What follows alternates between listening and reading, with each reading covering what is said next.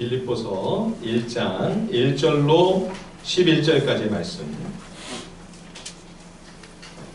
우리 함께 한 절씩 교독하겠습니다. 빌립보서 1장 1절로 11절입니다. 빌립보서 1장 1절에서 11절까지 번갈아 읽겠습니다.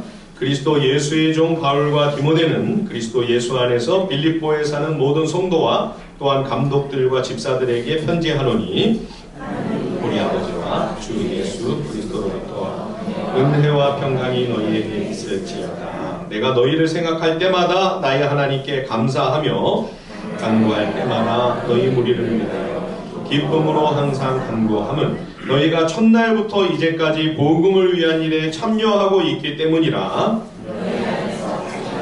시작하십니다. 그리스도 예수의 날까지 이루실 줄을 우리는 확신하노라. 내가 너희 무리를 위하여 이와 같이 생각하는 것이 마땅하니 이는 너희가 내 마음에 있음이며 나의 매임과 복음을 변명함과 확정함에 너희가 다 나와 함께 은혜에 참여한 자가 됨이라. 내가 예수 그리스도의 심장으로 너희 무리를 얼마나 사모하는지 하나님이 내 증인이시니라. 내가 기도하노라. 너희 사랑을 지식과 모든 총명으로 점점 더 풍성하게 하사 너희로 지극히 선한 것을 분별하니 또 진실하여 허물 없이 그리스도의 날까지 이르고 다 함께 예수 그리스도로 말미암아 의의 열매가 가득하여 하나님의 영광과 찬송이 되기를 원하노라. 아멘. 빌립보서 말씀은 사도 바울이 1차, 2차, 3차 선교를 다 마치고 황제의 재판을 받기 위해 수인의 신분으로 로마로 압송되어 갔죠. 그래서 흔히 우리가 1차 수감, 1차 감옥이라고 이야기를 하는데 이때는 이제 그 새방에 새 들어있는데 가택이 언급이 되는 그런 상황입니다.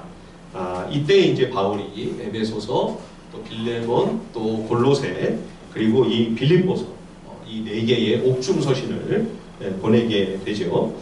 이 바울의 사역에서 정말 잊을 수 없는 교회들이 다 물론 소중한 교회입니다만 그래도 정말 바울이 잊지 못할 그런 교회들이 있죠.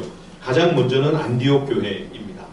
안디옥 교회는 바울에게 있어서는 그야말로 어머니와도 같은 정말 모교회죠.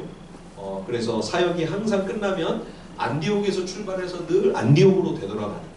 그래서 사역을 다 마친 다음에 1차 선교, 2차 선교 다 마친 다음에 안디옥에 와서 성도들과 함께 그 모든 내용들을 보고하고 나누며 같이 기도하면서 다시 안식하고 재충전을 하는 그런 교회가 이 안디옥 교회였습니다.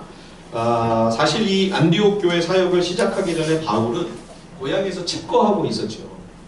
바울이 워낙 급격하게 회심을 하고 바리새인 중에 바리새인이었기 때문에 바울이 이제 초대교회에 합류를 하게 되자 그 바리새인들, 아주 정말 그 후에 가까운 그러한 그 극렬한 유대인들의 핍박이 이 바울 때문에 초대교회에 너무 심하게 임하게 되니까 바울이 할 수가 없어서 고향에 들어가가지고 아무것도 못하고 숨어 있었습니다. 그럴 때 이제 바나바가 고향 다소로 가서 이 바울을 끌어내서 안디옥으로 데리고 와가지고 함께 동역을 했다. 바울이 회심한 뒤에 제일 먼저 섬기게 된 사도 바울의 최초의 사역지가 바로 안디옥 교회죠. 이 안디옥 교회에서 이방인을 위한 복음 선교가 시작이 됩니다. 안디옥 교회가 참 특이한데요. 저는 참 이 여러 면에서 이 안디옥 교회를 참 제가 벤치마킹하고 싶은 그런 교회입니다만 인종과 신분과 배경이 완전히 다른 5명의 사역자가 공동 담임으로 함께 동역을 하면서 이 교회를 이끄는 참 특별한 교회였습니다. 그 5명의 지도자 중에 2사람이 누구였는가? 바나바와 바울이었죠.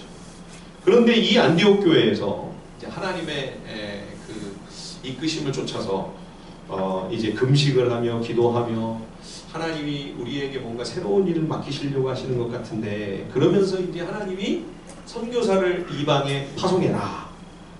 그래서 처음으로 이 안디옥 교회가 파송하게 되는 사람이 누굽니까? 2사람? 바나바와 바울이었습니다. 그러니까 교회의 처음 시작부터 함께한 것이나 다름없는 그야말로 담임 목사나 마찬가지인 가장 중요한 지도자를 한 사람도 아니고 두 사람씩이나 선교지로 파송하기로 성령님의 인도하심을 순종하여 그 어려운 결단을 하면서 이방 선교의 문을 활짝 연 교회가 바로 안디옥 교회죠. 예, 안디옥 교회에 그야말로 혁명적인 결정이 아니었다면 이방 선교는 아마 훨씬 뒤로 늦춰졌을 것입니다. 오늘 우리들에게까지 복음이 오는 데 있어서 아마 더 이 시간이 늦춰지지 않았을까 싶습니다. 그러므로 여러분, 교회는 구태의연하게 세상을 따라가며 세상을 쫓아가는 그런 공동체에 이어서는 안 되는 거죠. 그러면 굳이 교회에 소속될 필요가 뭐가 있겠습니까? 훨씬 더 앞서 나가는 참신한 공동체들이 세상에 얼마나 많은데요. 예. 그러나 교회는 세상이 하지 못하는 생각을 하고 세상이 보지 못하는 것을 보고 세상이 쉽게 결단을 내릴 수 없는 그런 결정과 선택을 할 때에 세상이 교회를 보며 놀라게 됩니다. 그래서 초대교회 이래 그런 많은 고난과 박해가 있었음에도 사람들이 계속 교회 안으로 몰려 들어왔던 거죠. 교회가 당시에 가장 혁신적인 공동체였기 때문입니다. 세상에서는 구경할 수 없는, 도저히 볼 수 없는 광경이 교회 안에서는 벌어지는 거예요. 로마 시민과 노예가 엄격한 신분의 구별과 차별이 있는 그러한 고대 시대의 공동체 안에서 서로 형제자매가 되어 함께 식사를 나누는 그런 도저히 상상도 할 수 없는, 듣도 보도 못한 그런 일이 교회 공동체 안에서 벌어집니다. 그러니까 사람들이 교회 안에 와서 감동을 받고 고난을 감수하더라도 내가 이 공동체의 일원이 되어 내가 하나님 나라의 한 식구가 되어야 되겠다. 그래서 계속 사람들이 교회로 들어왔던 것입니다. 여러분, 교회가 세상과 똑같은 생각을 하고 있다든지 또는 심지어 교회가 세상보다 더 못한 생각을 하고 있다면 사람들은 교회를 보면서 실망하고 떠나갈 수밖에 없을 것입니다. 여러분, 요즘 우리가 왜 교회 안에서 30, 40대의 비교적 젊은 세대들을 찾아보기가 어렵습니까? 그동안 교회 지도자들을 비롯해서 우리 앞선 기성세대가 교회 안에서 세상과 별다르지 않은 생각을 하는 거죠. 세상보다도 오히려 더 못한 결정과 선택을 하는 모습을 보면서 저들이 상처받고 실망하여 떠나가는 것이죠. 저들을 다시 교회로 불러올 수 있는 방법이 무엇이겠습니까? 그것은 우리가 세상을 따라가는 것이 아니라 안디옥 교회처럼 성경적인 생각을 하고 성령 하나님의 마인드를 쫓아가는 것입니다. 세상이 감히 꿈도 꾸지 못할 그러한 생각을 하고 그런 결정을 하고 그러한 선택을 하게 될 때에, 그리고 하나님께서 거기에 함께 하시며 일하시는 그러한 모습을 우리 다음 세대가 목격하게 될 때 저들도 우리와 같은 꿈을 꾸면서 살아계신 하나님께 대한 믿음을 가지고 살아가게 될 것입니다. 우리가 우리 후손들을 위하여, 우리 자녀손들을 위해 감당해야 할 가장 소중한 사명이 있다면 그것은 우리가 그렇게 믿음의 생각을 하고 성경적인 길을 선택하고 하나님이 기뻐하시는 길을 결정하고 결단하는 것입니다. 세상과는 다른 길을 우리가 걸어가는 것입니다. 거기에 하나님이 함께 해주시며 역사하시고 일하시는 그러한 하나님의 일하심을 우리만 아니라 우리 자녀손들도 함께 그것을 목격하며 체험하게 된다면 그것이야말로 우리가 그들에게 줄 수 있는 최고의 선물입니다. 제가 여러 번 거듭 말씀을 드립니다만 제 부모님께서는 우리 자녀들에게, 자식들에게 눈에 보이는 것을 물려주신 게 거의 없습니다. 그럼에도 불구하고 제가 참 부모님께 감사하고 고맙게 생각하는 것은 믿음의 길을 걸어가시려고 참 애를 쓰셨어요. 예. 그 모습을 자녀들이 똑똑히 봤습니다.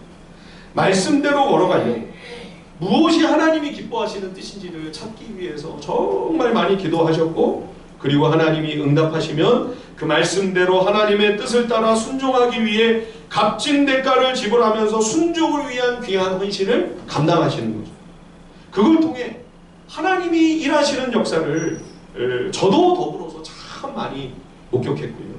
그래서 수많은 영적 체험을 함께 공유했습니다. 그래서 저도 제 인생의 방향을 생각하면서 분명한 확신을 가질 수가 있었던 거죠. 아, 저렇게 주님을 의지하면서 주님의 진리의 말씀만 따라가며 순종하면 되겠구나. 그러면 내가 살 수 있겠구나. 이 각박한 세상을 내가 얼마든지 헤쳐나갈 수 있겠구나. 이것이 제가 우리 부모님께로부터 물려받은 가장 소중한 선물입니다. 저는 감히 억만금의 유산보다 더 귀한 믿음의 유산, 영적 유산을 제가 물려받았다 생각합니다. 여러분, 올 한 해 주님의 생명과 진리의 말씀을 따라 믿음의 길을 부지런히 걸어가는 우리 모두가 되기를 간절히 바랍니다.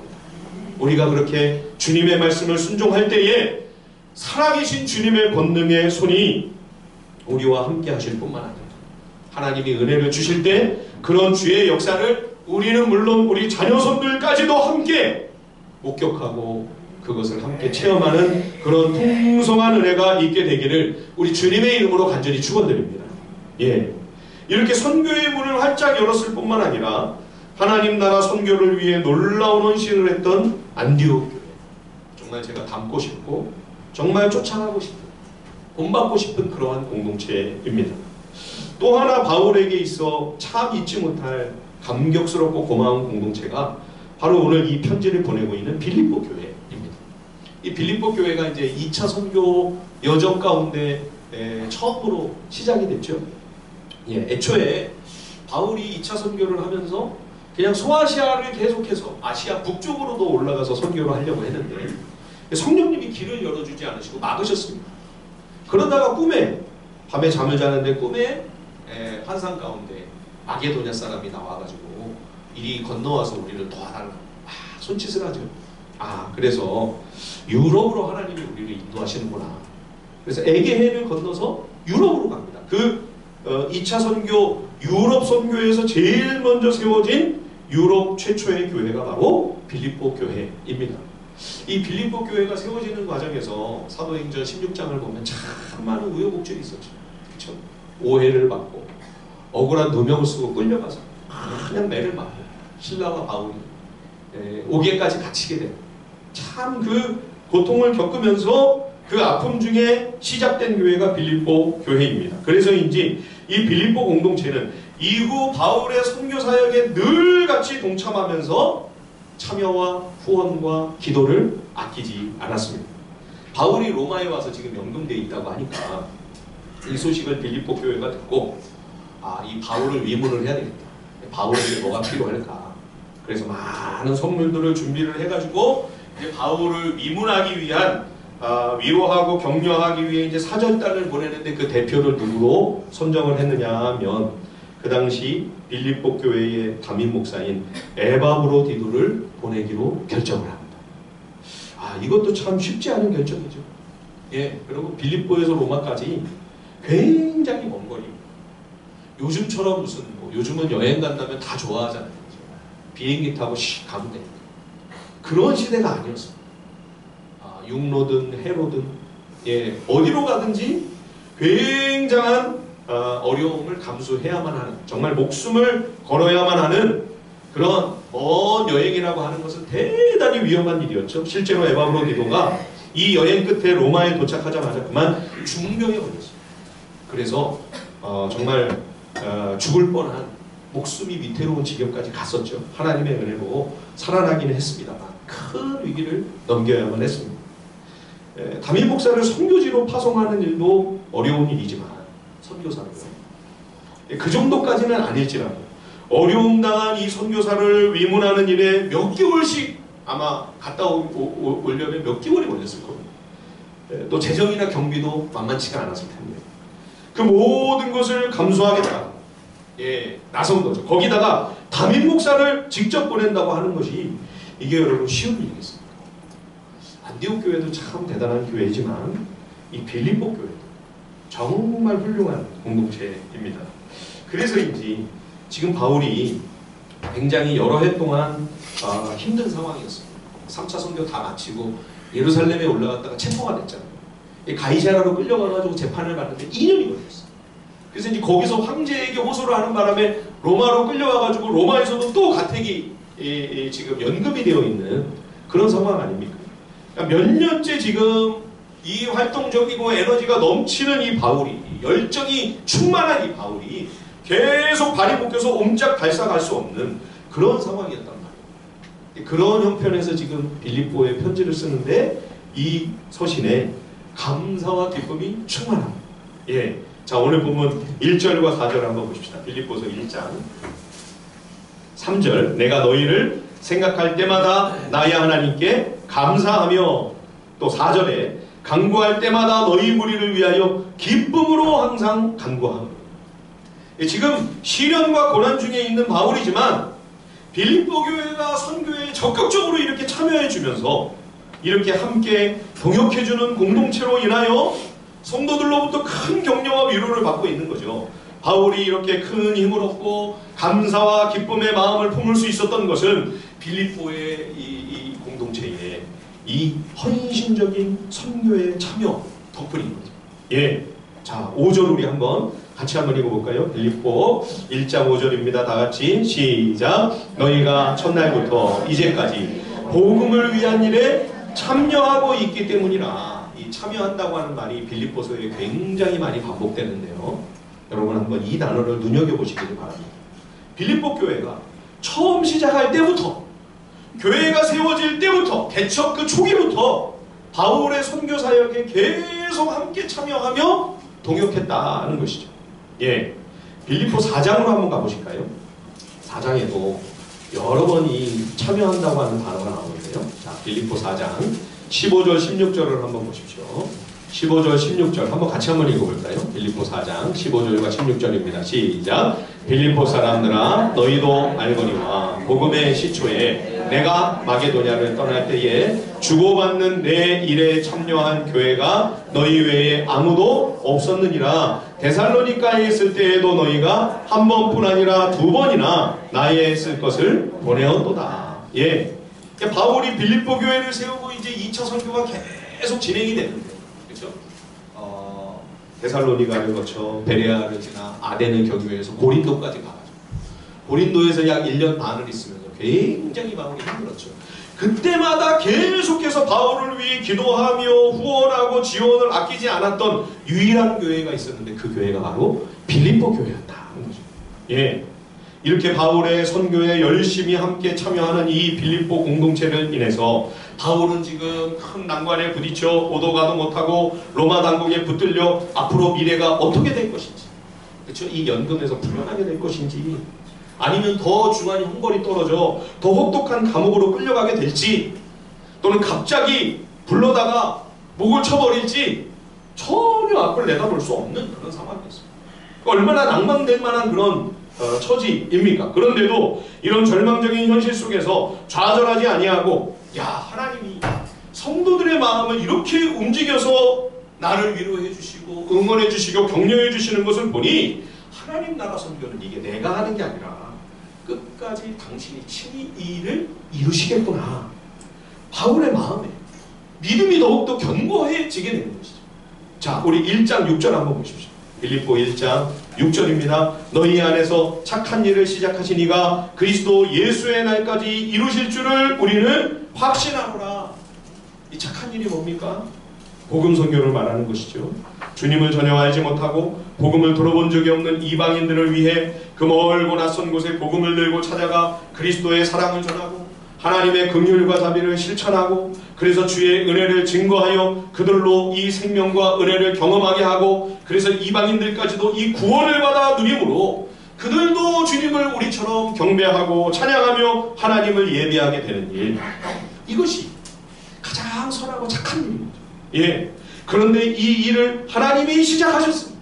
예, 지금 이렇게 악한 마귀가 방해하고 온갖 수단 방법을 동원해서 회방을 놓고 지금 큰 어려움에 봉착해 있는 그런 상황이죠.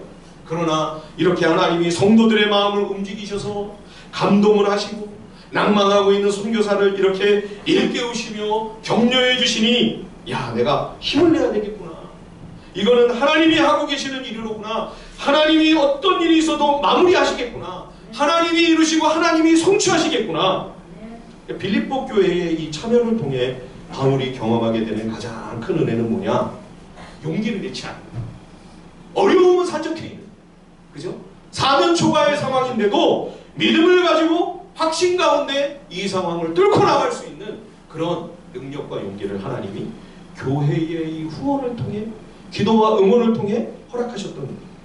여러분, 우리가 새해에도 선교사님을 위해 기도하며 우리가 미력하나마 선교에 함께 참여하기 위해 마음을 쏟을 때 저 최전선에서 분투하고 있는 귀한 종들에게 얼마나 큰 힘과 위로와 용기가 되겠습니까? 비록 우리는 그 척박한 선교 현장에 함께 할 수는 없으나 참여를 통해 우리가 그분들과 함께 동역하는 그러한 영광과 특권을 누리는 거죠. 예. 자, 1장 7절 한번 같이 한번 읽어보겠습니다. 빌립보 1장 7절입니다. 다 같이 시작. 내가 너희 무리를 위하여 이와 같이 생각하는 것이 마땅하니 이는 너희가 내 마음에 있음이며 나의 매임과 복음을 변명함과 확정함에 너희가 다 나와 함께 은혜에 참여한 자가 됨이라. 아멘. 예. 바울이 빌립보 성도들에게 고백합니다.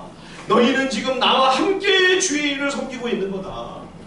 복음을 위하여 헌신하며 고난받고 있는 바울이 지금 혼자서만 그 복음의 최전선에서 자기 홀로 분투하고 애쓰고 이렇게 싸우고 있는 것이 아니라 이 일에 빌립보 성도들도 함께하고 있다고 하는 이 사실을 분명하게 선언하고 있는 것이죠. 여러분, 이 빌립보서에 지금 계속 반복되고 있는 이 참여라고 하는 이 단어는 우리에게 비교적 익숙한 헬라어 단어입니다. 코이노니아입니다. 코이노니아. 이 코이노니아가 한국교회에 처음부터 이제 교제라고 하는 아주 단순한 의미로 소개가 되어서 우리는 교제, 그러면 이제 굉장히 즐겁고 유쾌하고 아주 재미있게 서로 사귄다. 그런 상당히 좀 가벼운, 부담 없는 그런 느낌과 분위기로 이 의미가 소개가 되었잖아요. 그렇죠? 근데 여러분, 원래 이 헬라어의 코이노니아라고 하는 이 말은요, 굉장한 무게감이 있는 단어입니다. 예. 무슨 의미냐? 글자 그대로 옮기면 서로 죽을 때까지 책임을 진다. 예. 교제라는 말 함부로 사용하시면 안 됩니다. 죽을 때까지 서로 책임을 지는 거예요. 예. 그러니까 가벼이 여길 수 없는 차원의 의미와 뜻과 무게를 지닌 말이 오늘 이 코이노니아, 참여한다라는 이 단어입니다.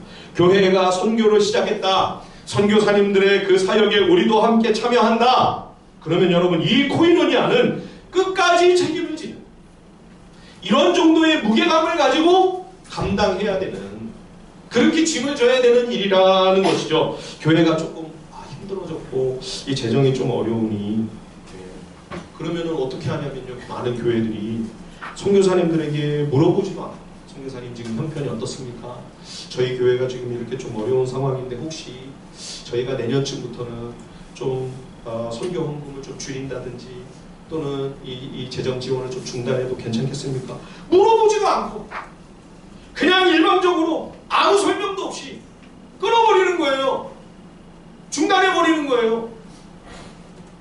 그 달에 들어와야 될 후원금이 안 들어오는 거죠. 이걸 물어볼 수가 없다. 선교사님들 얼마나 난감하겠습니까? 그런 일들이 비일비재하게 벌어지고 있다고 하는 이야기를 저는 자주 듣습니다. 선교사님들로도. 여러분, 이게 어떻게 코이노니아입니까? 이게 무슨 참여입니까? 끝까지 책임을 져야 된다. 그러면 부담이 되죠. 그렇죠? 예, 부담이 확 오죠. 그죠? 그런데 여러분, 세상에서도 아무 부담 없이 전혀 대가를 지불하지 않고 그냥 거저 공짜로 되는 일이 단 한 가지라도 있습니까? 예, 귀한 일이라면, 소중한 일이라면, 정말 값진 열매를 기대한다면 힘을 줘야죠. 부담을 갖지 않고 가는 게 당연한 거죠. 예, 빌립보 교회는 이 코이노니아의 부담을 마다하지 않았습니다. 그래서 하나님이 참 이 빌립보 교회 성도들을 기뻐하신다. 바울이 곁에서 그거를 보면서 바울이 그렇게 좋아하고 기뻐하는 거예요. 자, 4장 18절 한번 보실까요? 빌립보 4장 18절입니다. 빌립보 4장 18절에 보시면 내게는 모든 것이 있고 풍부한지라 에바브로디도 편에 너희가 준 것을 받음으로 내가 풍족하니 이는 받으실 만한 향기로운 제물이요 하나님을 기쁘시게 한 것이라. 예, 바울이 야, 너희들이 보내준 선물로 내가 부족함이 없다, 고맙다 이렇게 얘기하고 끝나는 게 아닙니다. 지금 뭐라고 말씀합니까? 하나님이 향기로운 제물로 받으라. 하나님이 얼마나 기뻐하시고 하나님이 얼마나 좋아하실까. 너희들이 이렇게 하나님을 기쁘시게 해드리니 내 마음이 덩달아 너무 기쁘다. 하나님이 받으신다. 하나님께 올려드리는 거라는 거예요. 예. 그러니까 여러분 지금 사도 바울이요, 지금 빌립보 교회로부터 오는 그 후원만 기다리고 있는 그런 사건 목자가 아니지 않습니까? 그렇죠? 빌립보 교회가 안 하면 하나님은 또 다른 방도를 통해서라도 반드시 사도 바울이 필요한 것을 채우시고 공급하시는 하나님이에요. 우리가 엘리야 보지 않았습니까? 안 되면 까마귀라도 동원하시는 하나님 아닙니까? 그렇죠? 그런데 빌립보 교회가 그렇게 지나치지 않고 이거는 우리가 해야 돼. 우리가 안 하면 누가 하겠어? 그 마음을 갖고 선교에 참여할 때 하나님이 그 제물을 향기롭게 받으신다. 예. 그러니까 빌립보 교회가 복을 받은 거죠. 빌립보 교회가 오히려 은혜를 누리는 거죠. 그렇죠? 자, 4장 14절 우리 같이 한번 읽어볼까요?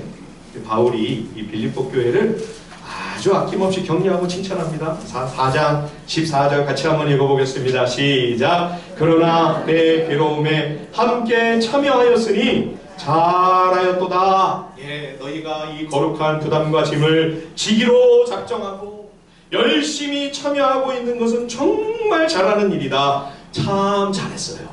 참 잘했어요. 예, 신앙은 여러분 결국 참여를 통해 우리가 하나님의 은혜를 누리고 참여를 통해 복을 받고 우리에게 약속하신 하나님의 그 모든 언약의 열매들을 이 참여를 통해서만 내 걸로 소유하고 그것을 내가 맛보며 그것이 비로소 내 삶의 현실이 되는 거죠. 예, 우리가 새해부터 신명기 묵상을 시작을 했습니다. 모세가 신명기 1장에 보면 광야 40년을 이렇게 되돌아보는 건데, 그렇죠? 40년 광야를 다 돌아서 이제 모압 평지에서 가나안 입성을 앞두고 이제 모세는 그 세상을 떠나요. 이제 좀 있으면 그 소천하기 전에 마지막 고별 설교와 같은 유언과도 같은 그러한 메시지를 남기고 이제 떠나는 그러한 내용이 이 신명기입니다. 근데 1장에서 땅을 치면서 이 모세가 통탄하며 아쉬워하는 대목이 뭡니까? 이집트에서 가데스 바네아까지, 시내산에서 가데스 바네아까지. 가데스 바네아면 가나안 땅 초입입니다. 예. 그러니까 이집트에서 가나안까지 며칠이면 간다고요? 10하루길이에요. 10하루길. 그러니까 빨리 막 서두르면 열흘이면 남도할 수 있는 길인데 열흘이면 갈 수 있는 그 길을 얼마 만에 지금 가는 거예요? 40년을 돌았죠. 40년. 왜 40년을 돌았죠? 믿음이 없어서. 하나님을 신뢰하지 않아서. 믿음으로 하나님의 말씀을 순종하지 않았기 때문에 하나님께서 가데스 바네아에서 야, 이제 들어가라. 내가 이미 너희에게 준 땅이다. 이미 소유권 등기 이전 끝내놓으셨다는 거예요. 이거 너희 땅이다. 들어가라. 우리가 나중에 여호수아를 보면 하나님께서 각 성마다 각 땅과 지경마다 하나님이 이미 전략을 다 가지고 계세요. 구체적인 작전을 다 수립해 놓고 계시고, 그러니까 이스라엘 백성은 그냥 하나님의 명령을 순종해서 따라가기만 하면 되는 거예요. 그런데도 두려워가지고 주저하는 거예요. 그래도 우리가 정보가 아무것도 없는데 좀 정보를 좀 알아야 되지 않겠습니까? 정탐꾼을 좀 보냅시다. 그래서 우리가 어떤 길로 들어가야 되는지, 성읍은 어떤지, 저들의 거민들의 상황은 어떤지 다 좀 알아보고 정보를 갖고 전략을 세우고 작전을 가지고 들어가십시다. 그러다가 결국에는 믿음이 없어서 우리 저 모세, 여호수아, 갈렙 다 돌로 쳐 죽이고 지도자를 새롭게 뽑아가지고 우리 이집트로 다시 되돌아가자. 이렇게 된 거 아니에요. 그래서 하나님께서 백도 가나안 땅 못 들어간다. 다시 광야로. 그래서 광야로 들어가 40년을 빙빙 돌았다는 거예요. 믿음이 없어서. 예? 여러분, 믿음이란 무엇입니까? 결국 하나님의 말씀을 쫓아 행하는 것입니다. 순종이 믿음입니다. 오늘 이 빌립보서 1장식으로 이야기를 하면 참여하는 것이 믿음입니다. 생각만 하고 마음에 담고만 있는 것이 아니라 실천하는 것입니다. 실행에 옮기는 것입니다. 시도하는 겁니다. 도전하는 것입니다. 멀리서 그냥 구경만 하고 관망만 하고 있는 것이 아니라 참여하기 위해 나를 던지는 거, 내가 직접 뛰어드는 거, 여러분, 그래야만 하나님의 언약이 내게 현실이 되는 거예요. 아무리 가나안 땅을 주셨어도 참여하지 않으면, 실행에 옮기지 않으면, 순종하지 않으면 그건 내게 아닌 거예요. 약속이 있어도 그것이 내 삶의 현실이 안 되는 거죠. 여러분, 말씀을 순종하는 것과 마찬가지로 교회 공동체에 헌신하는 것도 똑같습니다. 공동체 안으로 깊이 들어와 성도들과 관계를 맺고 교회 공동체의 일원이 된다고 하는 것은 이 역시도 부담이 됩니다. 우리에게. 그렇죠? 그동안 우리가 교회 생활을 뭐 하루 이틀 한 게 아니잖아요. 예. 그래서 공동체 안에서 상처도 많이 받고 교회 사람들과의 관계 속에서 힘들고 어려운 그런 일들을 적지 않게 우리가 다 겪어보았습니다. 그래서 이제는 우리 마음에 그런 마음이 드는 거죠. 이제는 이 꼴 저 꼴 안 보고 그냥 편히 신앙생활을 하고 싶다. 굉장히 강력한 유혹입니다. 예. 특히나 코로나를 지나면서 아주 좋은 핑계거리가 생겼죠. 그냥 오늘도 그냥 실시간 온라인으로 영상 보내주니까 그냥 영상으로 하면 되겠네요. 우리 교회는 실시간은 아니지만 나중에 이제 오후 늦게 유튜브 들어가면 얼마든지 영상으로 말씀이 올라와 있으니까 그냥 오늘은 교회 가지 말고 집에서 영상으로 그냥 말씀 들어야 되겠다. 여러분 혹시 이 유혹에 오늘 아침에도 마음이 흔들리지 않으셨습니까? 예, 그런 강력한 유혹을 이기고 오늘 이 자리에 참여한 여러분들께 제가 오늘 사도 바울처럼 칭찬과 격려를 드리고 싶습니다. 함께 참여하였으니 잘하였도다. 예, 참 잘했어요. 최근에 어느 통계를 보니까요, 교회 안의 젊은 세대들 중에 아직도, 최근 통계입니다, 코로나 중간이 아니라 다 지금 끝났는데도 50%가 넘는 젊은이들이 여전히 온라인으로 말씀을 듣고 있다고 합니다. 팬데믹의 위험 속에서는 우리가 어쩔 수가 없었죠.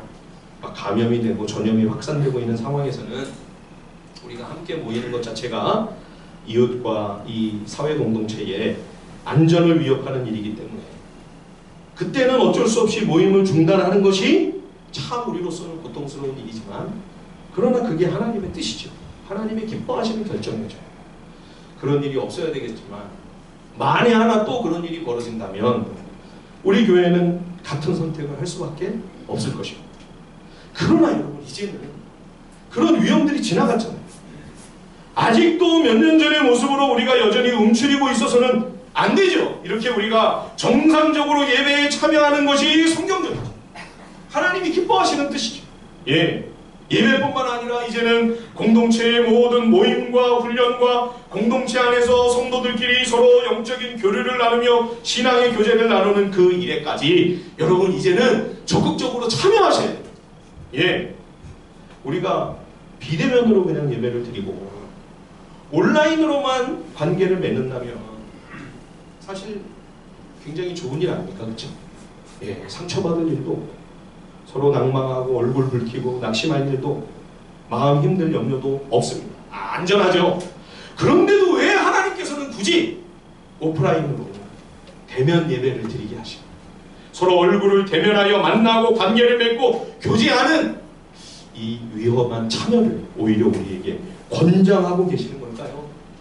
분명히 상처받고 아픔이 있고 어려움이 분명히 있을 텐데, 부담이 될 텐데도 왜 우리를 여기다가 모아놓으시고 같이 지내면서 자꾸만 부딪히고 부대끼게 하실까요? 자, 오늘 마지막으로요, 우리 잠언 말씀을 한번 좀 찾아보고 오늘 말씀을 제가 맺겠습니다. 잠언 27장으로 한번 가보겠습니다. 구약성경 잠언 27장. 앞에 기타를 좀 끌까요?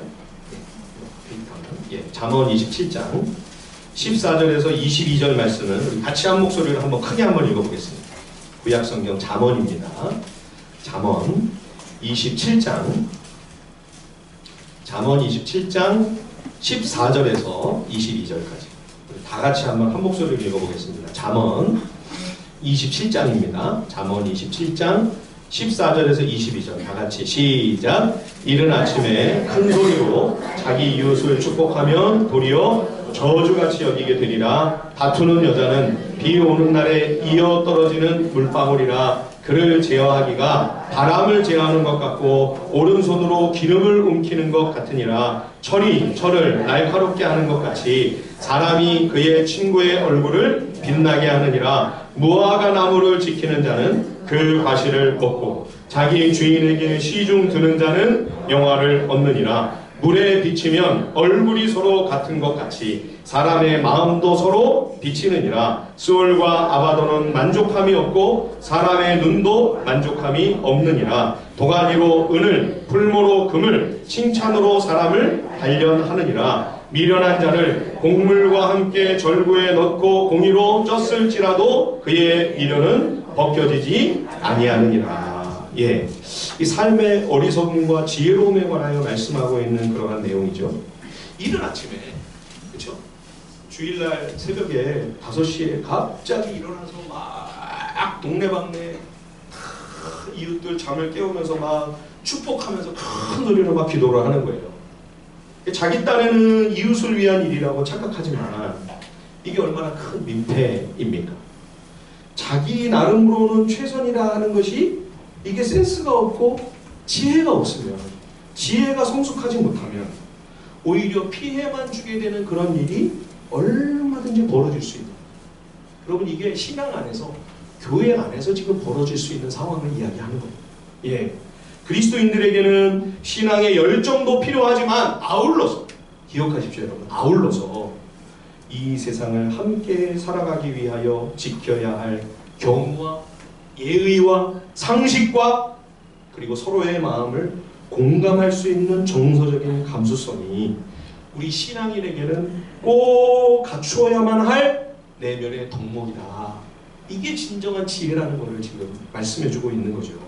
그렇지 않으면 우리가 이웃을 사랑하는 마음에서 행한다고 하는 그 일이 오히려 고통과 괴로움을 가중시키는, 그래서 복음의 영광을 오히려 가리고 하나님을 명예롭게 하는 그러한 일이 아닌 정반대의 일이 얼마든지 일어날 수가 있다. 그래서 여기 지금 15절에 다투는 여인이 나옵니다. 그죠? 잠언 27장 15절에. 이게 예수 안 믿는 사람 얘기하는 게 아닙니다. 하나님의 백성, 교회 안에 있는 성도의 이야기예요. 잠언에 나오는 여성은 그리스도의 신부인 교회를 상징합니다. 우리 성도들 모두를 가리키는 말이에요. 여자만 얘기하는 게 아니다. 여성만 지칭하는 것이 아니다. 남자 여자 다 통칭하는 것이라고 보셔야 됩니다. 그런데 이 사람이 늘 다툽니다.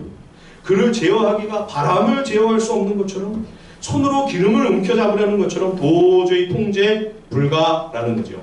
지혜롭지 못하고 거칠고 싸납습니다. 그 내면에 많은 아픔과 상처가 있다 보니 자신도 모르게 날이 예리하게 서 있고 예민하고, 그러니까 입에서 나오는 말이 공격적이고 날카롭습니다. 그러다 보니 공동체 안에서 항상 좌충우돌이지. 그죠? 이런 모습을 다투는 여인이라고 함축적인 비유로 지금 표현하고 있는 거죠. 여러분이 다투는 여인이 누구일까요? 예, 제가 이렇게 물어보면 여러분들의 뇌리에 지금 또 막 그 사람들 얼굴이 막 지나가죠. 예, 우리는 이럴 때 꼭 나를 생각 안 하고 말씀을 자기한테 적용을 하라고 꼭 얘기를 해도 다른 사람에게 이 말씀을 적용합니다. 예, 이 다투는 여인이 누구일까요?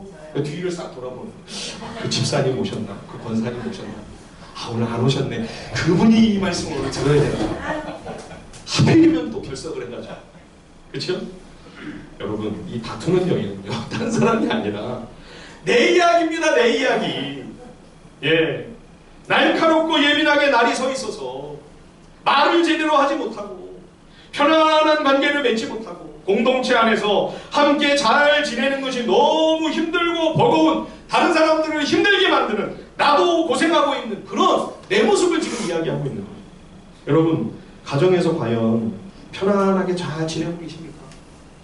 우리 부부들께 한번 여쭤봅니다. 서로 오가는 대화가 살갑고 따뜻합니까?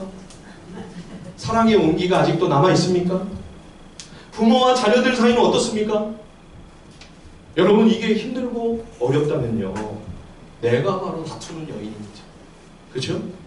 자, 그러면 어떻게 해야 이 문제를 해결할 수 있을까? 오늘 그에 대한 해법을 지금 말씀해 주시는 말씀입니다. 하나님의 해법, 공동체입니다. 자, 19절 한번 다시 한번 보십시오. 잠언 27장 19절 같이 한번 다시 한번 읽어볼까요? 19절 시작. 물에 비치면 얼굴이 서로 같은 것 같이 사람의 마음도 서로. 우리가 거울을 봐야만 내 모습을 알 수가 있어요. 그렇죠? 거울 안 보고는 내가 어디에 뭐가 묻었는지, 머리가 어떻게 잘못됐는지, 지금 머리 모양이 어떻게 헝클어졌는지 전혀 알 수가 없어요. 여러분, 우리가 내 영혼의 상태, 내 마음 중심에 어떤 지금 상태이고 어떤 모습인지를 알 수 있는 방법은 뭘까요? 관계 속에서만 알 수 있다는 거예요. 우리가 서로 사람들끼리 부딪힐 때, 그렇죠? 워낙에서 우리가 서로 삐죽삐죽 하고 있으니까 부딪힐 때 갈등이 생기고 어려움이 생기고 문제가 생긴단 말이에요. 그럴 때 저 인간은 왜 저렇게 나만 괴롭히나, 이게 아니고, 여러분 이번에 우리가 욥기를 보지 않았습니까? 욥기를 보면서 세상에 어떻게 친구들이라고 이 세 사람이 이런 잔인하고 혹독한 말을 막 이렇게 쏟아붓나. 그래서 제가 새벽 예배를 인도하다가 욥의 세 친구 하다가 어느 날부터인가는 욥 곁에 있는 세 사람 이렇게 바꿨어요. 이건 친구도 아니다 이런 생각이 들어가지고, 어떻게 친구가 이럴 수가 있나. 근데 여러분, 욥이 어떻게 했어요? 나중에 그 친구들을 용서했어요. 어떻게 용서를 했을까요? 그런 못되고 악한 작자들, 그 친구들이 거울이 돼서 결국에는 엘리후의 메시지와 하나님의 말씀을 통해 욥이 그 세 친구의 모습, 그 거울에 비춰진 자신의 문제를 발견하게 됩니다. 그래서 깊은 회개에 이르게 되므로 그의 신앙이 한 단계 더 성장하게 되니까 욥이 끝내는, 이게 이 친구들의 문제가 아니라 하나님이 내 모습을 비춰주시려고 얘네들을 보낸 거였구나. 니네 아무 잘못 없다. 욥이 용서해 준 겁니다. 우리가 가정에서 교회 공동체 안에서 서로 부딪히고 갈등하게 될 때 여러분, 상대편 붙들고 씨름하지 말라는 거예요. 그 상대편의 거울을 통해 나타난 내 모습을 성찰하고 내 모습을 돌아보라는 것입니다. 내가 돌이켜야 될 게 뭔가, 내 문제가 뭔가, 그 사람의 문제가 아니에요. 우리가 집중해야 될 것은 그 사람의 문제가 아니라 나의 문제인 겁니다. 그걸 붙잡고 씨름하면 공동체의 이 관계 속에서 힘들고 아픈 어려운 일이 생기지만 그것이 우리에게 굉장한 유익이 되고 복이 되는 거죠. 자, 17절도 한번 다시 한번 읽어볼까요? 잠언 27장 17절입니다. 다 같이 시작. 철이 철을 날카롭게 하는 것 같이 사람이 그의 친구의 얼굴을 철과 철이 부딪히니까 불꽃이 튀기죠. 그런데 결국은 그 상처와 아픔과 고난을 통해 내 자신을 성찰하고 돌아보면서 하나님 앞에서 나의 일이 못되고 삐뚤어지고 내 속에 일그러지고 망가진 이 하나님의 형상을 다시 회복하기 위하여 하나님 앞에서 내 마음 중심을 붙잡고 몸부림칠 때에 내가 성장하게 되어 결국에는 그 얼굴이 빛나게 된다. 그래서 여러분, 우리가 공동체에 헌신해야 돼요. 관계를 맺으셔야 돼요.